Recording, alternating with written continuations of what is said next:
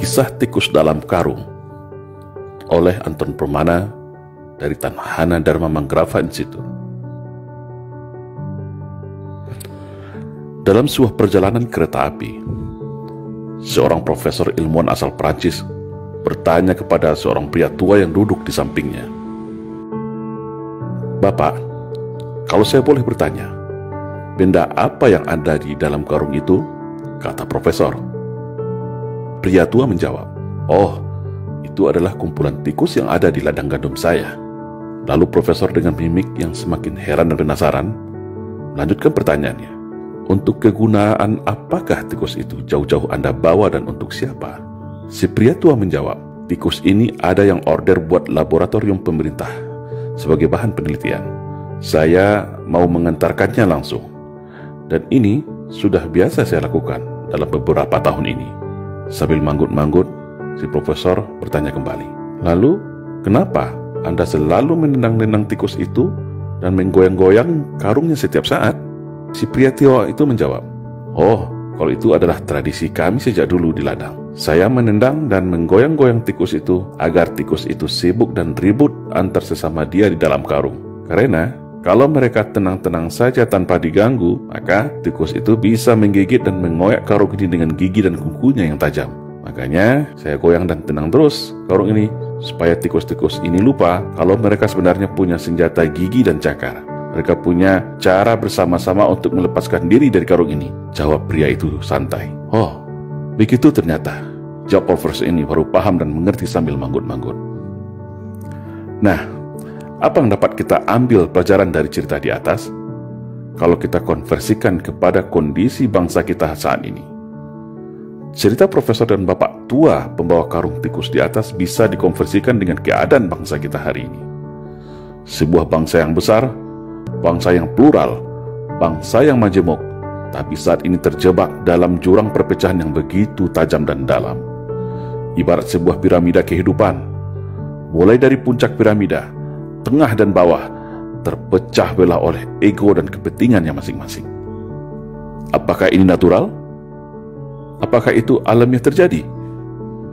Sebagai bangsa yang memiliki sumber daya alam melimpah seperti ini, sangatlah menggiurkan bagi para taipan dan negara maju yang haus akan sumber daya alam. Dan sejarah negeri ini juga mencatat demikian.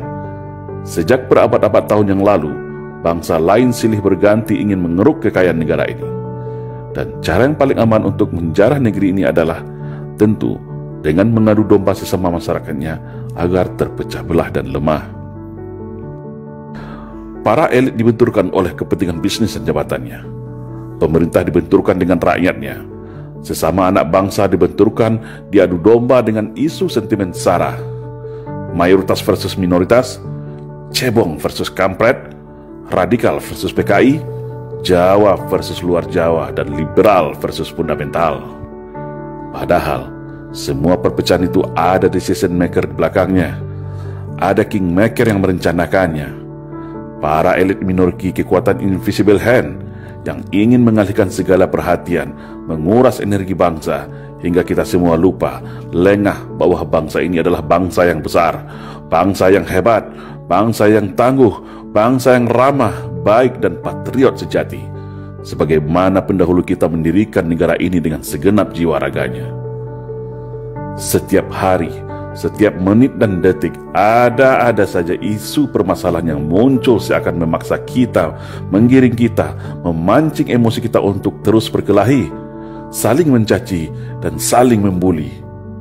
Seolah tak ada lagi celah untuk kembali ke masa indah yang penuh kerukunan, ketentraman dan saling percaya dan toleransi. Yang agama satu tak recokin agama yang lainnya. Yang aliran berbeda tidak hakimi aliran yang lainnya. Suku lain tidak menghina suku lain. Kehormatan sara sangat kita junjung dan hormati. Tapi saat ini, isu sara seolah menjadi amunisi dan senjata untuk memecah belah anak bangsa.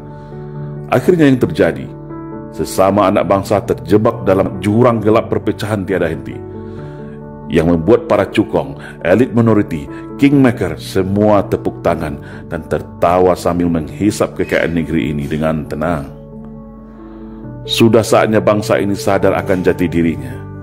Sudah saatnya kita semua paham arti dari semua perpecahan ini. Semua ada yang mengaturnya, dan semua ada yang menikmatinya. Ibarat kata pepatah, kalau kapal pecah, maka hiu yang akan kenyang menikmatinya.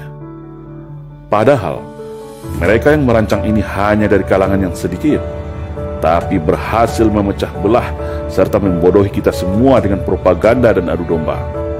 Seperti pria tua yang selalu menendang menggoyang tikus dalam karungnya agar selalu ribut dan lengah. Sekarang, kembali kepada kita semua.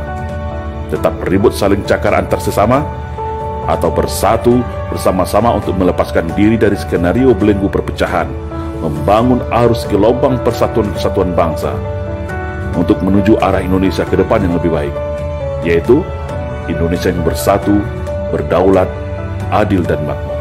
Salam Indonesia Jaya.